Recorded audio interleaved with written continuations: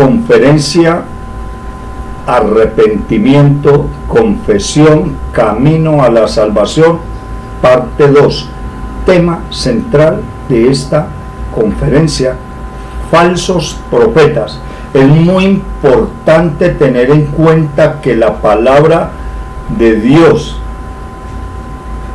en la Biblia significa, está escrita con sus respectivos sinónimos 111 veces. La palabra arrepentimiento con sus respectivos sinónimos se encuentra escrita en la Biblia 111 veces. ¿Cuál es el significado de la palabra arrepentirse? El arrepentimiento es más que limitarse a reconocer que ha obrado mal. Arrepentirse es un cambio que hace la persona que se arrepiente en la manera de pensar y decir de todo corazón, que brinda una nueva perspectiva de Dios, de uno mismo y del mundo. El arrepentimiento implica apartarse del pecado y volver a Dios, no a ningún ser humano, en busca del perdón que solo lo puede dar nuestro Señor Jesucristo a través de nuestra confesión directa con Él. Veamos cuál es el significado de la palabra confesarse. Confesar quiere decir compartir la misma opinión, conceder o admitir que algo es verdad. Esta verdad es confesarle a nuestro Señor Jesucristo: hice esto, hice aquello, perdóneme. No confesarse ni ante el Papa ni ante el sacerdote. Esta verdad la podemos hallar, escrita está en Santiago 5:16. Primeramente que todo, quiero decirles, enseñarle a ustedes a qué se refiere la palabra confiésense unos a los otros, antes de darles el texto bíblico donde dice que nosotros debemos de confesarnos ante nuestro Señor Jesucristo. Veamos qué nos dice la Biblia con respecto a esto de confiésese unos a otros. Santiago 5, 16 al 20, versículo 16. Por eso confiesen unos a otros sus pecados. Óigame bien. Una persona A le robó algo a la persona B. Esa persona debe de decirle, la persona A debe decirle a la persona B: mira, qué pena, tengo que declararte con el dolor en el alma que te robé $1, $1,000, o te mentí, o esto o aquello. ¿Ya? Y se refiere a que nos confesemos los unos a los otros los pecados para que sean sanados. Cuando una persona está enferma y llama a los ancianos de la iglesia para que oren por él, esta persona, nosotros los ancianos de la iglesia, debemos de preparar a la persona antes de orar por él y decirle: mira, si tú tienes algo en contra de alguien y le has hecho mal a alguien, llámalo y dile que tú lo aborreces, lo odias, has mentido en contra de él, para yo poder orar por ti. Santiago 5, 16 al 20. Por eso confiésense los unos a otros sus pecados y oren unos por otros para que sean sanados. La oración del justo es poderosa y eficaz. Repitamos y repasemos esto, porque es que están cogiendo esta cita bíblica, el capítulo 5 de Santiago, con los versículos 16 al 20, para decir que sí, que es que nosotros tenemos que confesarnos ante una de dos personas, el Papa o ese señor Luis Toro, ¿ya? Y eso no es así. Por eso confiésense sus pecados los unos a los otros. Yo le robé a fulano de tal, tengo que llamar, si me siento enfermo, tengo que llamar a fulano de tal y decirle: mire, Pachito Ramírez, yo le robé, yo le mentí, yo lo engañé, yo me acosté con su esposa, yo violé a su hija. Eso es lo que yo tengo que hacer. Después de hacer eso, inmediatamente tengo que llamar a los ancianos de la iglesia, en este caso a nosotros los pastores, para que los pastores oren por mí, para que yo sea para que nosotros los pastores oremos por él y esa persona sea sanada. Y muestra de eso nos dice: la oración del justo es poderosa y eficaz. Ahí es donde la oración hace sus beneficios, la persona es sanada, ¿ya? Entonces mire qué tan distinto es lo que andan diciendo, que es que nosotros tenemos que ir a una iglesia y arrodillarnos ante un personaje de eso y confesar nuestros pecados. Alguien diría: no, pues que no necesita arrodillarse, sentado. Esa es la misma pendejada, carajo. Eso no es bíblico, por Dios. Entonces ahí es donde yo decía en la conferencia número 1, porque esta es la conferencia número 2, con el tema del arrepentimiento y confesión, camino a la salvación. Ahí es donde yo decía: ubican un texto y lo convierten en un pretexto para engañosamente validar una doctrina falsa. Bien. Ahora, no existe nada acerca en la palabra misma que demande una declaración pública oral delante de otros o otros para el perdón de mis pecados. Para la sanidad sí.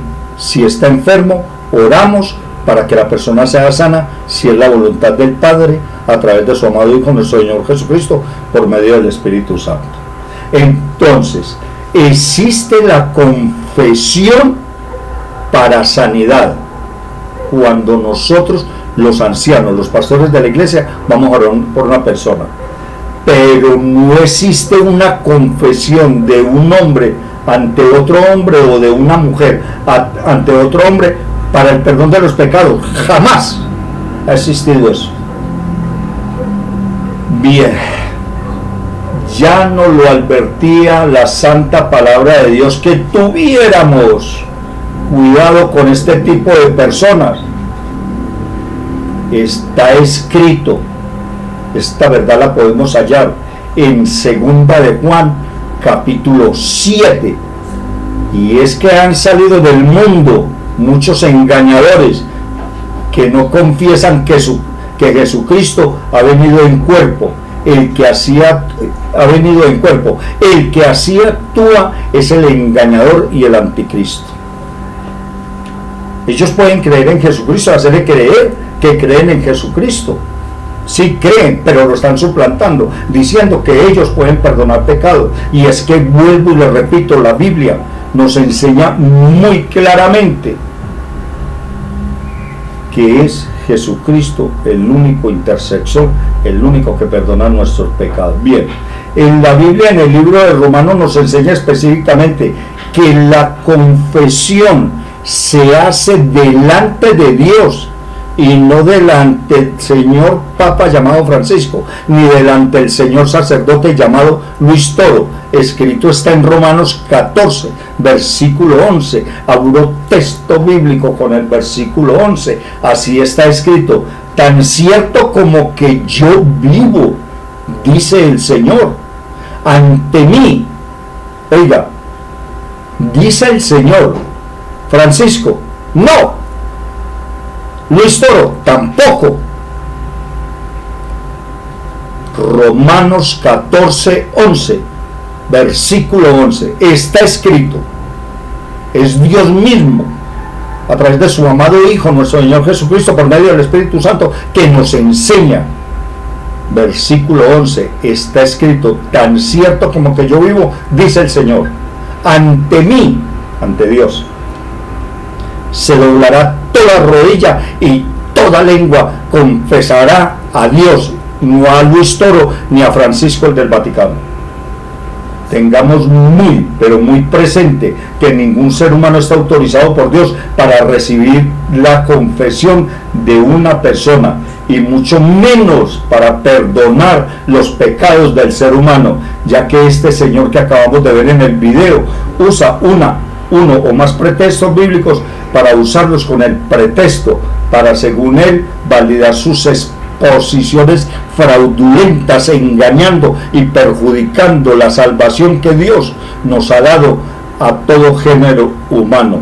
Declaraciones estas de estos señores que son antibíblicas, acomodadas por estos dos señores, como se los acabo de repetir, el señor Francisco y Luis Toro, para vanagloriarse en ellos ante el mundo. La escritura misma, que es la escritura misma, que es la palabra de Dios a través del Espíritu Santo, en la Biblia nos enseña que Dios, nuestro Santo Padre Celestial Jehová, quien por medio de su amado Hijo, nuestro Señor Jesucristo, Dios Señor y Salvador nuestro, Él solamente, nuestro Señor Jesucristo, es quien perdona nuestros pecados. Y déjeme aquí, si entramos en materia, a aportar la documentación legal emitida desde el tercer cielo por nuestro Padre Celestial Jehová a través de su amado Hijo, nuestro Señor Jesucristo, por medio del Espíritu Santo. Esta verdad la podemos hallar, está escrita en Primera de Juan 1:9. Abro texto bíblico con el versículo 9. Si confesamos, vamos a tomar un atrevimiento muy preciso y la voy a exponer, esta cita bíblica, que es la que tumba toda la mentira y el engaño de este señor Luis Toro. Escrito está en Primera de Juan 1:9. Si confesamos nuestros pecados, Dios, que es fiel y justo, nos amará y nos limpiará de toda maldad. Ahí no dice que este señor Luis Toro nos ama. Ahí no dice que es este señor Luis Toro el que nos va a limpiar de toda maldad. Veamos esta otra cita bíblica para darle continuidad a la que acabo de leer. Escrito está en Primera de Juan 2, versículo 1 y 2. Abro texto bíblico con el versículo 1. Mis queridos hijos, les escribo estas cosas para que no pequen. Pero si alguno peca, tenemos ante el Padre a un intercesor. Mire lo que dice a continuación. Ahí no dice a Francisco, el del Vaticano, ni a este señor Luis Toro, a Jesucristo, el justo. Versículo 2. Él es el sacrificio.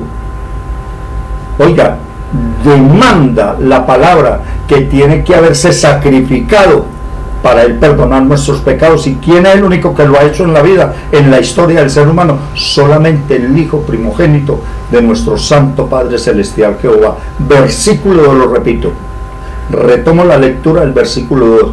Él es el sacrificio por el perdón de nuestros pecados, y no solo por los nuestros, sino por los de todo el mundo.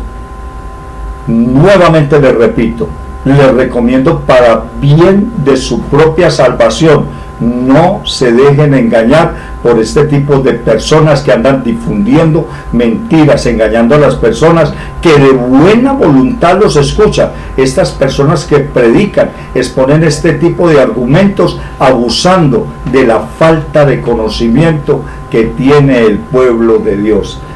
Razón tenía el profeta Oseas cuando profetizó. Escrito está en Oseas 4:6, pues mi pueblo se está perdiendo por falta de conocimiento. Y la palabra de Dios nos advirtió que en la hora final, ¿cuál es la hora final? Precisamente en este tiempo en que estamos, que surgirían falsos profetas. Escrito está en Marcos 13, versículo 22 y 23, porque surgirán falsos cristos y falsos profetas, que harán señales y milagros para engañar, de ser posible, a los elegidos. ¿A quién se refiere la santa palabra de Dios en la Biblia cuando menciona a los elegidos? A nosotros, la iglesia cristiana, que invocamos la presencia de Cristo Jesús. Versículo 23. Así que tengan cuidado, ya se los he dicho a ustedes de antemano. Con esta advertencia del versículo 23, despido esta conferencia.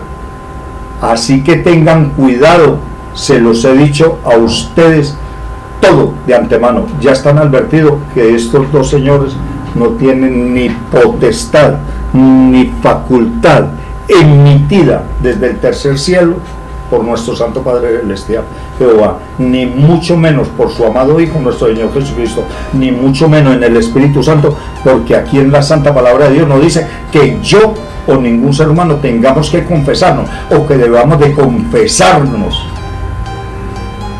ante ningún ser humano.